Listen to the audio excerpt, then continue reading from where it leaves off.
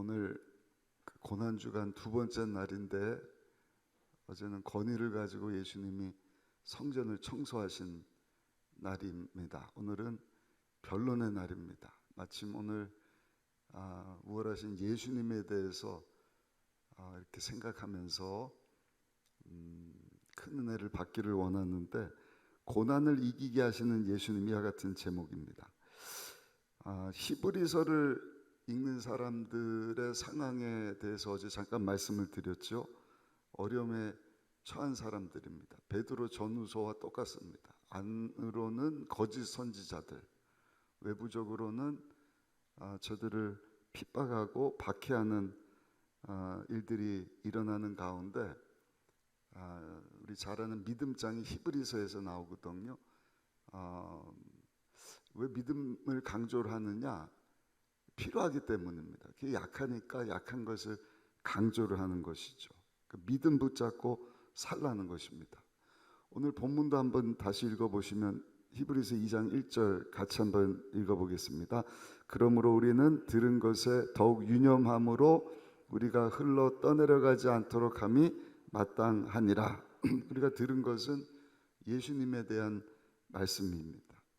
어제도 나눈 것처럼 선지자보다 천사보다 어떤 제사장, 대제사장, 큰 대제사장 되시는 예수님, 천사보다 선자보다 우월하신 예수님을 붙잡으라는 것입니다. 여기 우리는 들은 것에 더욱 유념함으로 우리가 흘러 떠내려가지 않도록 함이 마땅하다. 그래서 흘러 떠내려가다. 이유는 뭐냐? 우리가 배를 묶었다고는 하지만 닻을 내리지 않으면 큰 파도가 불 때 묶었다고는 하지만 그 배가 떠내려간다는 것입니다. 그래서 여기 유념하라는 것은 닻을 내리라는 것입니다. 흔들림이 없도록. 방법은 말씀 듣고 기도하고 말씀에 순종하고 성령의 충만함을 입는 삶인 줄로 믿습니다. 믿음의 주요 온전하게 하시는 우월하신 예수님을 탁 붙잡는 일인 줄로 믿습니다. 우리 생각할 때 믿음이 한 번에 없어진다 생각을 하지만 그렇지 않은 것 같아요. 우리가 믿는다고 하지만 그 믿음이 견고하지 못하니까, 닻을 내리지 못하니까 생각할 때 묶었다 생각을 하거든요. 근데 자꾸 이런저런 시험이 오고 그러다가 큰 시험이 한 번 오면 그때 훅 떠밀려 내려가는 것 같습니다. 코로나 때 우리 그거 많이 겪었잖아요. 믿음의 사람인 줄 알았는데 한두 번 교회 안 나오더니 지금까지 안 나오고 있다. 여러분, 믿음의 닻을 견고히 내리는 우리 성도님들에 대해서 그런 분들까지도 다시금 다 예수님께로 인도할 수 있게 되시기를 예수님의 이름으로 축원합니다. 첫 번째, 우월하신 예수님에게 닻을 내리라는 말씀입니다. 그리고 흘러 떠내려가지 않도록 어떤 외부 내부적인 어려움이 있다 할지라도 믿음을 잘 지키라. 그러면서 오늘도 선지자보다 우월하신 예수님에 대한 말씀을 하는 것을 보는데, 우리 2절 말씀 한번 읽어보시면 2절 같이 읽습니다. 천사들을 통하여 하신 말씀이 견고하게 되어 모든 범죄함과 순종하지 아니함이 공정한 보응을 받았거든. 여기 천사들을 통하여서 하신 말씀, 갈라디아서 말씀 보면 천사들을 통하여서 주신 말씀을 누가 받느냐? 모세가 받습니다. 그게 뭐죠? 율법입니다. 구약 성경입니다. 근데 그 구약 성경 모세를 통하여서 천사들이 들려준 그 말씀을 들었지만 그대로 순종하지 않으면 어떻게 된다는 것이, 그것에 대해서 보응을 받게 될 것이다. 심판을 받게 된다는 것입니다. 그러면서 3절도 한번 보세요. 3절입니다. 우리가 이같이 큰 구원을 등한히 여기면, 여기 큰 구원은 율법의 완성자 되시는 예수님이셔요. 할렐루야. 큰 구원을 등한히 여기면 어찌 그 보응을 피하리요. 이 구원은 처음에 주로 말씀하신 바요 들은 자들이 우리에게 확증한 바다. 예수님께서 이제는 직접 오셔서 우리에게 주신 생명의 말씀, 이 구원과 관련된 놀라운 말씀, 그리고 그것을 듣고 전한 사도들이 전해준 말씀. 또 4절도 한번 보세요. 4절입니다. 하나님도 표적들과 기사들과 여러 가지 능력과 및 자기의 뜻을 따라 성령이 나누어 주신 것으로서 그들과 함께 증언하셨느니라. 하나님께서 역사하니까 사도들을 통해서 따랐던 많은 표적들, 또 능력들, 그리고 하나님께서 나눠주신 은사들, 요약하면 큰 구원을 받고도 순종하지 않으면, 아니 구약 성경의 그 율법 가지고 그 말씀대로 살지 않았을 때도 하나님의 보응이 있을 것인데, 우리 예수님이 직접 전해주시는 그 말씀을 듣고 순종하지 않을 때 하나님의 큰 심판이 있을 것이라는 것입니다. 우리 잘 아는 것처럼 율법은 게시판과 같거든요. 안내판입니다. 조심해야 됩니다. 우리의 죄를 보게 하지만 그 죄를 씻을 수는 없죠. 우리에게 구원을 주는 것은 아닙니다. 근데 그것을 지키지 않은 때도 보응을 받습니다. 게시판 보다가 그대로 따르지 않으면 우리가 티켓을 뜯기도 하고 보응을 받지 않습니까? 근데 큰 구원자 되시는 예수님, 예수 그리스도의 말씀을 듣는다는 것은 그냥 구원의 길을 걷는 것 아니겠습니까? 게시판 보고도 그대로 따르지 않으면 보응을 받는데 그 길을 따르지 않을 때에 하나님의 큰 심판이 있게 될 것이다. 그러므로 그 뛰어나신 천사들이 전해준 그 어떤 선지자들보다 더 위대하신 큰 구원자 되시는 예수님의 말씀을 붙잡고 믿음으로 살라는 것입니다. 할렐루야. 그리고 나서 이제 내부적인 외부적인 이런 핍박에 대해서 먼저 내부적인 거짓 선지자들이 와서 막 유혹을 했거든요. 그 유혹 중에 하나가 뭔가 자꾸 율법에 머물자, 율법으로 돌아가자는 것 아니겠습니까? 그러면서 하는 얘기가 뭐예요? 아니 어떻게 예수가 메시아가 될 수 있냐는 것입니다. 적어도 천사보다 뛰어난 사람이 되어야지. 십자가에서 죽는 그 예수를 보니까 이거는 천사보다 못한 자이지 않느냐? 어떻게 메시아라고 한다면 십자가에서 죽을 수 있느냐? 이렇게 이야기를 하는 것입니다. 미혹해하는 것입니다. 오늘 마침 변론의 날이지 않습니까? 이에 대해서 히브리서 기자가 어제도 보니까 히브리서 1장에 그 시편 또 구약 성경 인용하면서 7가지 어제 살펴보지 않았습니까? 집에 가서 한번 자세히 보시고요. 왜 예수님이 천사보다 우월하신지에 대한 것을 말씀을 하셨는데, 오늘 2장에 와서도 6절부터 9절까지 보면 왜 예수님이 천사보다 우월하신지, 그러면 왜 예수님이 초라하게 십자가에서 죽으셨는지를 우리에게 말씀을 해주셔요.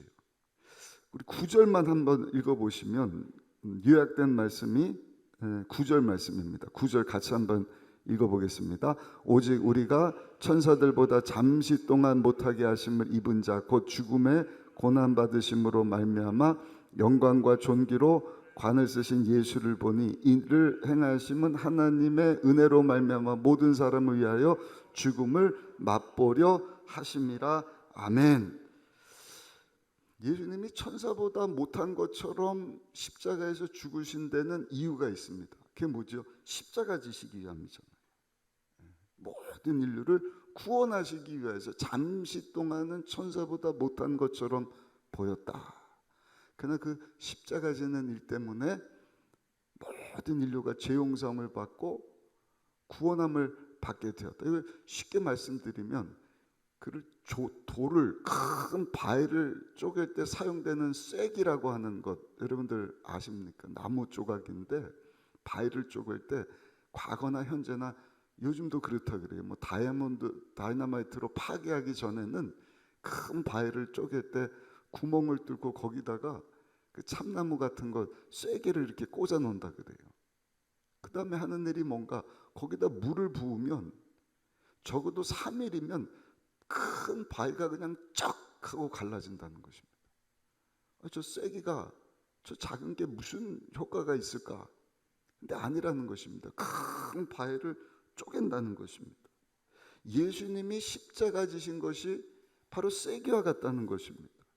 사단 원수마귀는요, 죽이고 도적질 멸망시키려고 견고한 진을 치고, 여러분, 하나님을 대적하고 우리를 공격하지만 천사보다 못한 것처럼 초라한 쐐기와 같은 모습이셨지만 예수님이 십자가 져 주심으로 우리에게 큰 승리를 주셨다. 아멘. 이걸 우리가 우리 삶 가운데 적용하면 내부적으로 뭐 미혹해 하고 우리를 막 혼동케 하는 이 어둠의 악한 세력이 공격할 때마다 우리는요, 십자가 지신 예수님을 붙잡아야 할 줄로 믿습니다. 그리고 그 예수님 붙잡고 그냥 삶의 현장으로 가야 돼요. 유대인들은 막 보이는 것, 어제도 말씀드렸잖아요. 할례, 율법, 안식일 지키는 것, 와 대단하다, 와 경건하다. 근데 외형적인 것, 뭐 막 큰 교회, 막 엄청난 많은 성도들, 막 물량주의 가지고 막 화려한 이런 것이 아니라 하나님 원하시는 것은 그냥 쐐기와 같은 모습으로 예수님 끌어안고 여러분들 가정 가운데 가는 것입니다. 아멘. 그리고 예수님이 없는 직장으로 가고 사업장으로 가고 학교로 가는 거예요. 그리고 우리가 할 일은 뭔가 물을 공급받듯이 주의 은혜를 공급받고 거기서 예배드리고 거기서 기도하고 거기서 성령의 충만함을 입을 때 하나님의 때에 어떤 큰 바위처럼 보이는 그것도 우리 주님께서 쪼개 주실 줄로 믿습니다. 쫙 갈라지게 하시 놀라운 승리를 우리에게 주실 줄로 믿습니다. 마지막 세 번째, 외적인 이 핍박에 대해서 박해받는 것, 고난당하는 것, 우리도 삶의 현장 가운데 여러분 종종 겪지 않습니까? 그것에 대해서 뭐라고 말씀을 하는가? 그걸 피하려고 하지 말라는 것입니다. 예수를 믿는데 어떻게 이런 어려움이 있느냐? 아니요, 고난당하는 것, 그 당연한 것입니다. 특별히 예수를 잘 믿으면 믿으려고 할수록 말도 안 되는 일들이 막 생기거든요. 그때마다 우리가 기억할 것은 한번 따라합시다. 내가 살아있기 때문에 당하는 것입니다.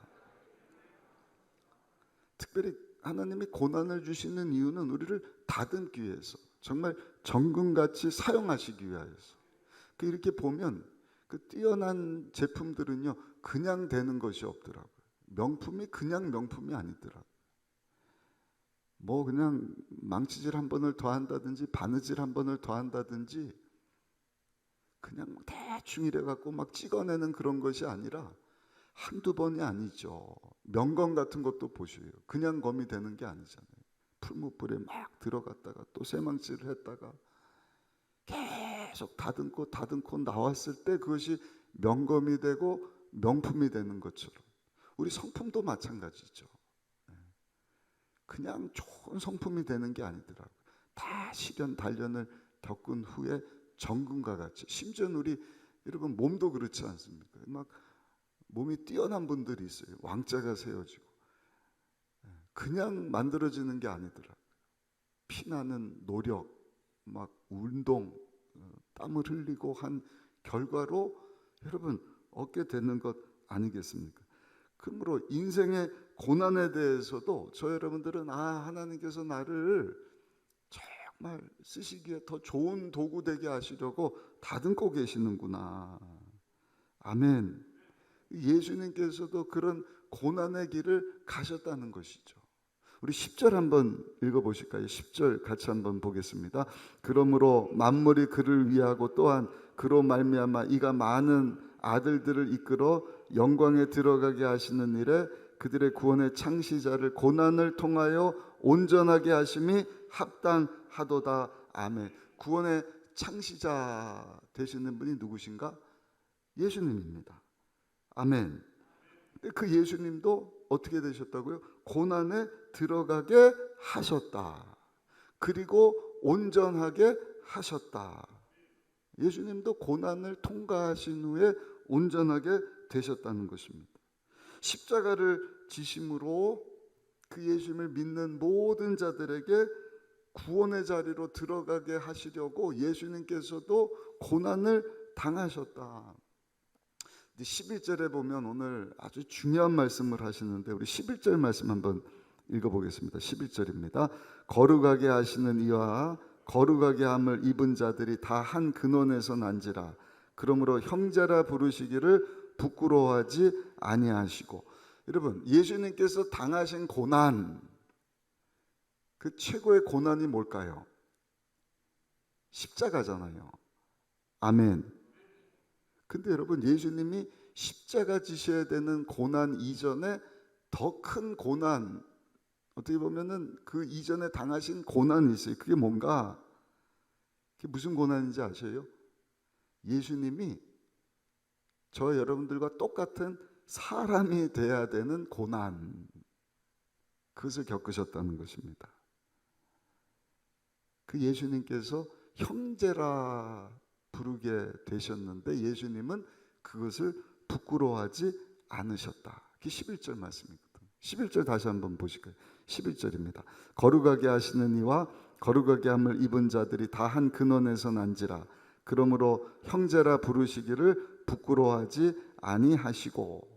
빌립보서 2장 6절 7절에도 뭐라고 말씀을 하셔요? 그는 근본 하나님의 본체시나 하나님과 동등됨을 취할 것으로 여기지 아니하시고 오히려 자기를 비워 종의 형체를 가지사 사람들과 같이 되셨고.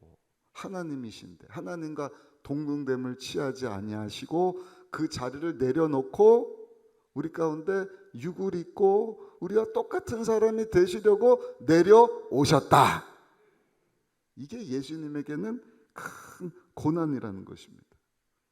근데 예수님은 거기서 끝난 것이 아니죠. 거기서 더 낮추시는 거예요. 더 낮아지셨어요. 어디까지? 십자가에서 하나님께 순종해서 죽으시기까지. 그 예수님의 그 고난을 우리가 이 땅에 사는 동안에 외부에 또는 내적에 어떤 어려움을 당할 때마다 우리 그 예수님을 늘 기억하고 묵상해야 할 줄로 믿습니다. 근데 아주 중요한 의미가 있어요. 우리가 존경하는 분, 높은 분 순종합시다. 물론 순종 잘 못하는 사람도 있죠. 뭐 그냥 잘났으면 됐지 뭘 내가 존경해. 그러나 정말 모범이 되고 귀한 분들 존경합시다. 우리가 기쁨으로 이렇게 섬기고 하지 않습니까? 또 나보다 못한 사람, 힘든 사람, 어려운 사람 가서 우리가 섬깁시다. 희생합시다. 우리 청년부도 저 시와지구 가면은 해외에서 온 외국인들 그 자녀들이 참 어렵게 산다 그래요. 왜냐면 부모님들이 다 삶의 현장에서 막 어려운 일을 하다 보니까 방치돼 있잖아요. 거기 이제 해외 배 타고 가는 것만 성경가 우리가 그곳에 가서 그 아이들을 위해서 시간 들여서 뭐 여름 성경학교도 해주고 섬겨주고 희생해야지 합시다. 그럼 아멘. 팔 걷어붙이고 여러분 얼마든지 우리가 섬기고 희생하지 않습니까? 근데 여러분 당신이 그 사람처럼 되십시오. 그러면 쉽지 않을걸요. 그러니까 예수님이 하나님이신데 우리를 사랑하셔서 사람처럼 되셨다. 예수님이 참 귀한 분이시지 않습니까? 거기다가 죄가 없으신데 우리의 죄를 대신해서 십자가에서 하나님께 순종하면서 죽어주시기까지 하셨다. 놀라운 사랑이지 않습니까? 여러분 이제 우리가 할 일도요 그 예수님 끌어안고 이 고난주간을 통과하면서 그 예수님을 묵상하고 끝나는 것이 아니라 우리 삶의 현장에 가서 여러분 그 사람들 똑같은 모습으로 나보다 부족하고 연약하다고 깔보고 무시하는 것이 아니라 그와 같은 사람이 되어져 가는 것, 그것이 우리 주님이 원하시는 모습인 줄로 믿습니다.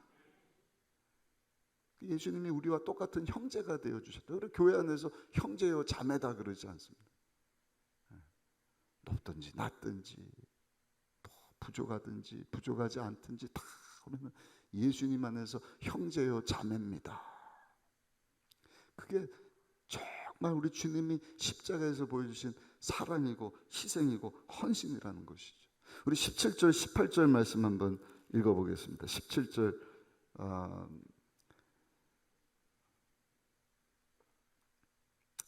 네, 17절 말씀 한번 읽어보실까요? 17절입니다. 그러므로 그가 범사의 형제들과 같이 되심이 마땅하도다. 이는 하나님의 일에 자비하시고 신실한 대제사장이 되어 백성의 죄를 속량하려 하심이라. 18절도 읽습니다. 그가 시험을 받아 고난을 당하셨은즉 시험 받는 자들을 능히 도우실 수 있느니라. 아멘. 여기도 보니까 선지자보다 천사보다 그 다음에 어떤 선지자보다 뛰어나신 큰 대제사장이 되신다. 우리의 죄를 사하여 주실 뿐만 아니라 어제도 살펴본 것처럼 우리가 똑같은 삶의 자리에서 고난 다 당해주신 그 예수님, 그렇기 때문에 우리 예수님께서는 시험 당하는 자들을 능히 도울 수 있으시느니라. 할렐루야. 그런 얘기가 있더라고요. 아이를 안 낳아본 사람은 아이 낳는 고통을 모르기 때문에 그 산모가 출산의 고통을 막 할 때 말하는 것이 크게 도움이 안 된다 그래요. 괜찮아요, 참으세요. 애를 안 낳아봤잖아요. 근데 저희 사모처럼 애를 적어도 한 4명 정도 낳은 사람이 막 출산의 고통을 앞둔 사람에게 참으세요, 인내하세요, 조금만 기다려야 힘 한번 탁 주면 됩니다. 그 여러분 위로가 되지 않겠습니까? 우리 예수님은 대제사장이 되시는데 우리의 모든 아픔, 슬픔을 다 당하신 분이시다. 그러므로 그 예수님 붙잡고 닻을 내려 믿음이 흔들리지 말고 선지자보다 천사보다 어떤 대제사장보다 뛰어나신 예수님과 함께 여러분 믿음 잘 지킬 수 있는 오늘을 사는 저 여러분들이 다 되시기를 예수님의 이름으로 축원합니다.